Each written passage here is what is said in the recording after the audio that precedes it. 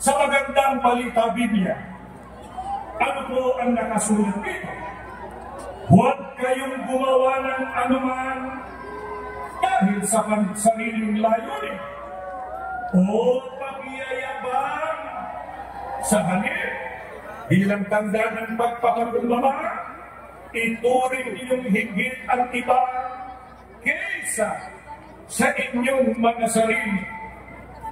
Malasakitan ninyo ang kapakanan ng iba at hindi lamang ang sa inyong sarili. Ang mga talatang ito ay isang paalaala ng Diyos para sa ating lahat. Lalo na po sa mga nasa posisyon ng kapangyarihan, makarating nawa ito sa kanila. Ang kanilang tungkulin, maglingkod para sa kapakanan ng mamamayan, hindi para sa pansariling interes. At lalo hindi para maghasik ng pagkakampi-kampi dahil lamang sa hangarin humawa ng kapangyarihan.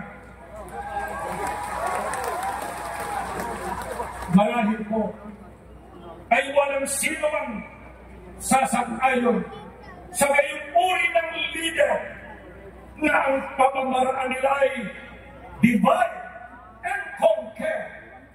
Mag-uudyok sila ng mga pag-aaway-away para magawa nilang agawin ang kapangyarihan at sila ang mapwesto sa poder. Kung nangyari man yan sa ibang mga bansa, sana po hindi ito mangyari sa ating bansa. Kaya nagkakaisa tayong lahat na naririto ngayon na nananawagan sa mga namumuno sa pamahalaan na huwag na sana nilang payagang mangyari ang gayon.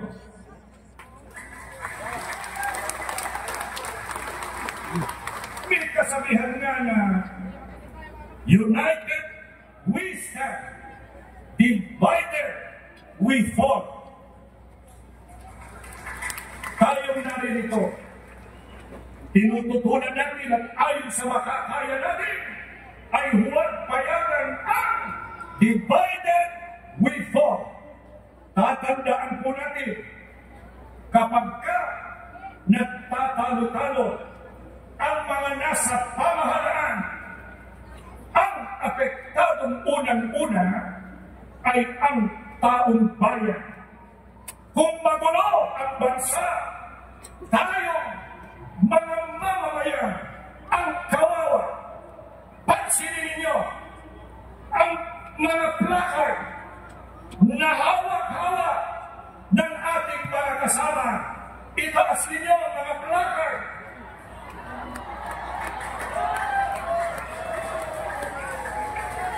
Ano po ang ating panawagan na nandiyan sa ating mga placard? Ayun, yung isa, aming kahilingan, kapayapaan ng bayan. Tama yun? Yung isa ron, ano sabi? Problema ay lutasin, huwag palakihin.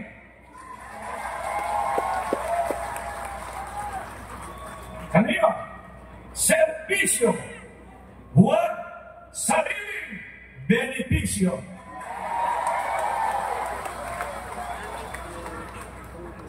Mamamayan ang unahin, huwag sarili. Aming kahilingan, ayun nyo, kaunlaran ng bayan.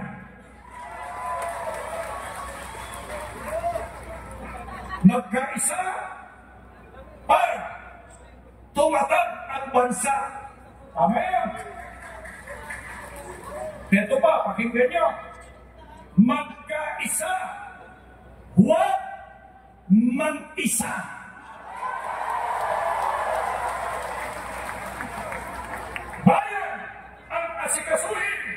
hindi sariling mithiin. Unahin ang bayan, huwag ang batayan. Tayo na, INC, Iglesia ni Cristo, is for unity. Peace for the Philippines. Bakit po ganito ang ating panawagan? Kasi ayaw namin ng kaguluhan, saan mang panig ito manggaling. Ang nais po namin ay simple lang, kapayapaan.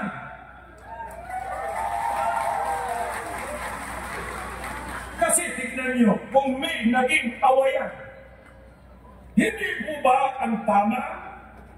Silang nag-aaway, pagsikapang malunasan ito, magkasundo-sundo, alang-alang sa bayan, tama po ba?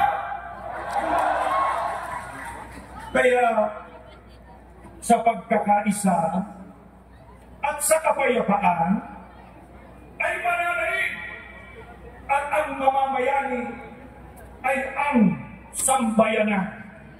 Kaya, sana po ay maging mabuting halimbawa ang ating mga namumuno sa pamahalaan. Sa ikapapayapa, meron tayong aral na itinuturo sa lahat ng tao. Nakasulat po sa Biblia. Sa awit 34:14 ay sinasabi, lumayo kayo sa masama at gawin ninyo ang mabuti. Pagsikapan ninyong kamti ng kapayapaan. Ito ang itinuturo ng ating Panginoong Diyos. Ito po ang dapat natin gawin para kamtan natin ang tunay na kapayapaan, ang lumayo sa masama at gawin ang mabuti. Ano ang isa sa mga gawang mabuti na dapat natin gawin para sa ikapapayapa? Ayon pa rin sa Biblia, dapat ipagpapuna ng isa't isa ang iba. Iyan ang sinasabi sa Roma 10:12 o 12:10. Ang sabi pa, huwag lamang ang sarili ninyong kapakanan ang inyong isipin, kundi ang kapakanan ng iba. Unang Korinto 10:24. Kaya, mga kapatid, mga kababayan, mga kapwa-tao namin na naririnig ang pampalakas tinig na ito para sa kapakanan ng mga mamamayan, dapat isang tabi ang pansariling kapakanan at personal na ambisyon alang-alang sa mahal nating bansa. Dapat magkaisa, iwasan ang pagkakabahabahagi at kaguluhan. Bakit dapat iwasan ng mga lider ng bansa ang pagkakabahabahagi at kaguluhan? Kasi tignan mo, kapag nagkakabahabahagi tayo, hindi po natin maisusulong ang kapayapaan.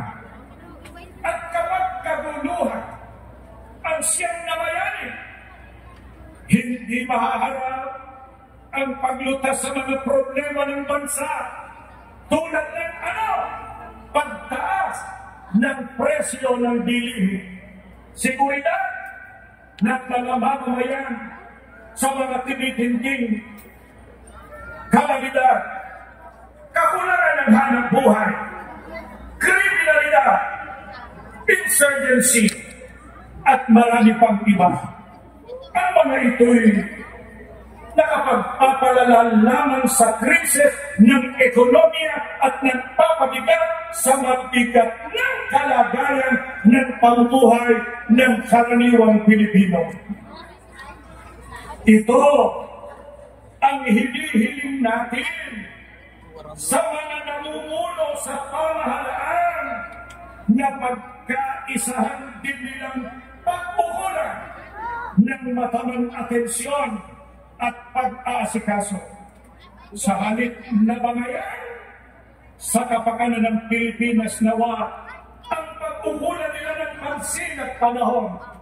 Kaya kahit matapos na ang ating isinasagawa ngayon na sama-sama at mapayapang pagkilos para sa kapayapaan, ang ating mga panalangin sa Diyos ay paspasan niya ang ating bansa ng kapayapaan.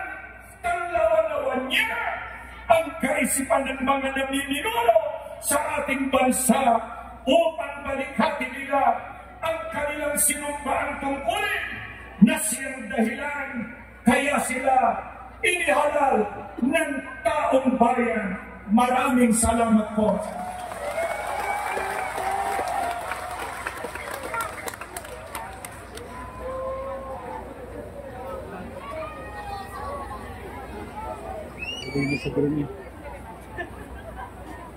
Tumbling.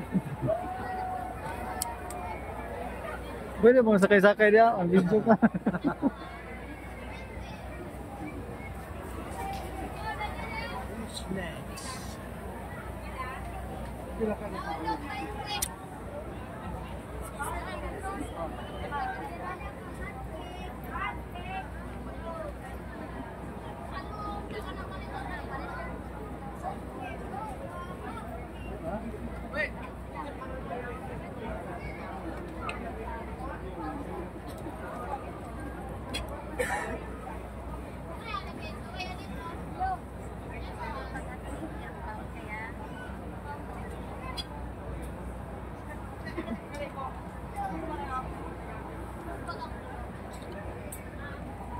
Susunod.